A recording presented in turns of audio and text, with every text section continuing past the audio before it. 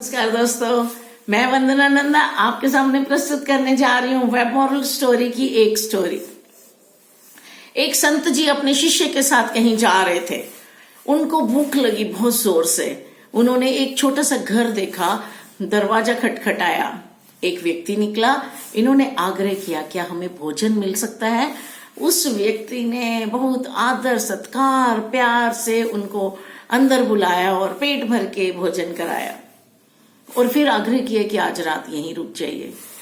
संत जी मान गए। संत जी ने कहा, जब मैं अंदर आ रहा था मैंने देखा तुम्हारे खेत खलिहान बहुत उपजाऊ हैं, लेकिन उसमें फसलें नहीं हैं। तुम गुजर बसर कैसे करते हो? उसने कहा, मेरे पास एक बहुत प्यारी सी अच्छी सी हट्टी कट्टी भैंस है, खूब दूध देती है, उसको बेचता हूं और मेरा बहुत अच्छे से गुजारा हो जाता है। संत जी ने कहा, अच्छा ठीक है।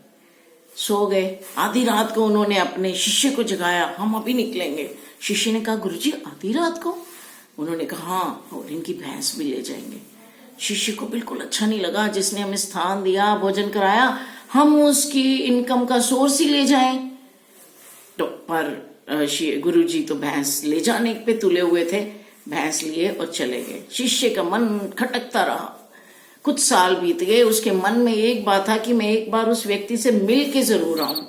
वो आया और उसने देखा खेत खलिहान तो फलों के बगीचे से लदे हुए हैं और छोटे घर की जगह बड़ा घर हो गया हुआ है। उसने उस व्यक्ति को बाहर निकलते हुए देखा, उसके पास गया, बोला, प्रणाम किया और बोला कि हम कुछ साल पहले आप के यहाँ रुके थे, आपने हमें स्थान दिया था।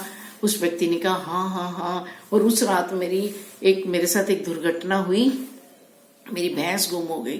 फिर इसने पूछा, फिर क्या हुआ? तुम कैसे गुजर बसर किए? बोला, मैं लकड़ियां काटता बेचता गुजारा करता, ऐसे ही थोड़े पैसे इकट्ठे किए और फलों के बीज खरीदे और अपनी उपजाऊ जमीन पे डाले, बस। फिर क्या था? फिर तो मैं माला माल हो गया। फल इतने अच्छे उगते हैं, इस पूरे इलाके का मैं सबसे बड़ा फलों का व्यापारी हूं। शिष्य को बहुत समझ में आ गई कि मेरे गुरुजी ने आशीर्वाद के रूप में उसकी आलस रूपी भैंस को ले लिया, ताकि इसकी उपजाऊ जमीन जो सोना उगल सकती है वो उगले। तो उसने कहा, ये तुम पहले भी कर सकते थे। उसने कहा, जब गुजर बसर हो रहा था, सब कुछ ठीक से चल रहा था, तो मुझे नहीं लगा कि मैं कुछ कर पाऊंगा। और तो दोस्तों, ऐसे ही अगर हमें भी बड़ा आदमी बनना है, कुछ बड़ा कर गुजरना है, तो अपने आलस रूपी भैंस को छोड़ना पड़ेगा।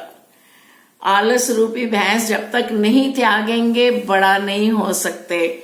बहुत मुश्किल है, लेकिन असंभव नहीं। नमस्कार, जय हिंद।